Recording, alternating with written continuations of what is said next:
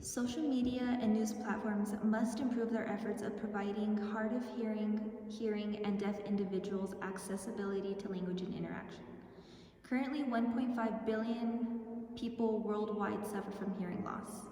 The Super Bowl is a largely broadcasted game that has 123.4 million viewers on average, according to operations.nfl.com.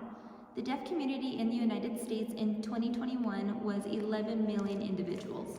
This is 3.6% of the global population, according to the National Deaf Center.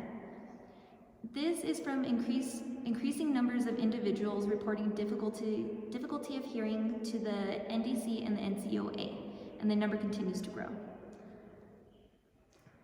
It has been noted by the NCOA, the National Council of Aging, that hearing loss is unique to everybody. However, genetics do play a part, as well as loud environments or in habitats that we create.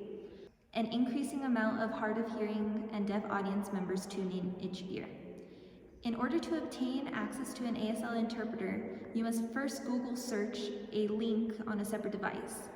People often experience delays in translation and lag with these links. This causes people not to completely understand or feel involved in what is being played. A way to get rid of the separate link is to be using picture-in-picture. PIP is a multi-picture option available on some cell phones and televisions. This allows you to stream two videos simultaneously. PIP has been around since the first display of it in 1976 during the Montreal Summer Olympics, according to TDM.co. However, its use is not directed exclusively to our hard of hearing and deaf individuals. The need for picture-in-picture to be used during any live broadcast would create an enriching and inclusive environment. The question now is, why a desire for a picture-in-picture or an interpreter while we have closed captioning available on many, if all, platforms? Billionaire Elon Musk asked this exact question. Some people do benefit from subtitles. However, this only covers a portion of our deaf population. Firstly, sign language is completely different from English. Secondly, a lot of deaf and hard of hearing individuals have been deprived of language. This has been the case since early history, as American Sign Language, according to StarASL.com, has recently been recognized as a language in the 1960s.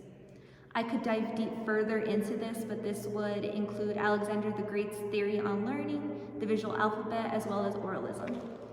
The National Association for the Deaf was established back in the 1880s. The NAD's sole purpose is to improve the lives of millions of deaf and hard of hearing Americans by providing accessibility to education and more. That in mind, the deaf community hasn't really been a topic of discussion up until recently. We need the NAD to partner with creators and broadcasters to shed light on the deaf community. Interpreters are already needed in many school settings as well as hospitals.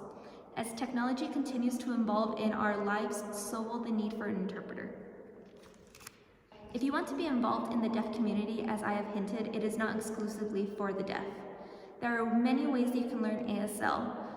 A highlight from an Italian study on Google Scholar highlighted that hearing children who had been taught Italian Sign Language along with English had increased cognitive abilities and spatial awareness compared to the children who were just taught English.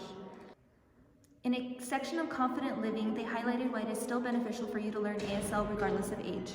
3 that stood up for me was that it improves peripheral vision, reaction time, as well as you get better at fingerspelling. This is since a lot of words in American Sign Language are fingerspelled. You can also advocate for your local deaf community as well as support local deaf creators on social media platforms to bring more hands to the table. Again, there needs to be an improvement in accessibility.